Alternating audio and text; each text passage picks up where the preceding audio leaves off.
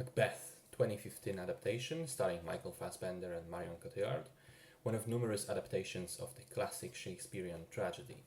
I'm sure most people know the story, but for those who don't, short version, Macbeth is a loyal follower of the King of Scotland, Duncan. After a battle, he runs into witches who prophesize that he will become king, which then sends him on a murderous rampage and a spiral into insanity. Now, Macbeth is my favorite of the Shakespeare plays, so I was very excited to see the film, as I'm also a fan of Fassbender and was very interested in his interpretation of the character. Similarly for Cotillard and Lady Macbeth, who is an equally amazing character in the original play. And for the most part, I enjoyed the film. I think it's a solid take on the play, but it does have some flaws. I'll start with the good stuff, or maybe not objectively good, but at least the things that worked for me. The text has not been modernized in any way. Most of the dialogue is lifted straight from the play, and the setting remains medieval Scotland, which enhances the experience, in my opinion. The production design, costumes, sets, they all work together with cinematography and especially color grading to create this feeling of unreality. Like the story we're watching is almost a fever dream of Macbeth. The battle sequence at the very beginning of the film cuts between fast action takes and slowed down or even unmoving shots of characters, for example. It almost looks like a series of paintings for a good while. The shot composition is very deliberate throughout, and I think that the visual side of the film is meant to play out the emotional side of the story more than just straight narration. You're meant to experience the film more than just follow the story.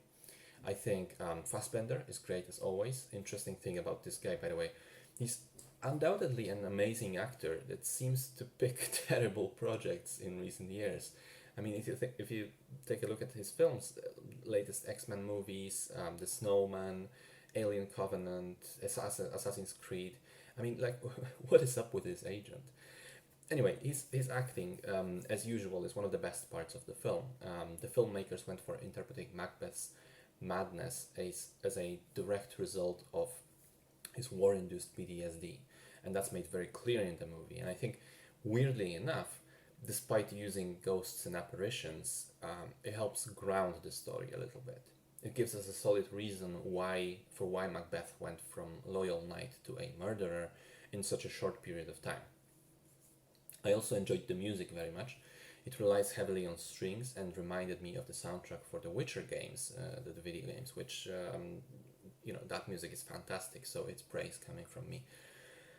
However, it isn't all perfect. First of all, because this is such a fever nightmare take on the play, the story itself is sort of in the back seat. Couple that with the accents and the old English language used, and it means you really need to focus to follow what's going on. In fact, I'd say the play is almost required reading before watching the film. Otherwise, you will be too busy trying to follow the plot to appreciate the style in which it was done. Additionally, because of this specific style chosen for the film, the pacing is very slow. It's more of a slow-burning film than a briskly running picture. I was fine with that, but be aware that what you're watching is a rather heavy and slow-moving beast. I was also not the biggest fan of the interpretation of Lady Macbeth presented here. I have nothing against Cotillard herself. I believe it's more of a direction problem. But she, as a character, she feels very fragile in comparison to what I always imagined her like. I think the text gives you the opportunity to have her be this character with this wild inner manic energy, inner flame, so to speak.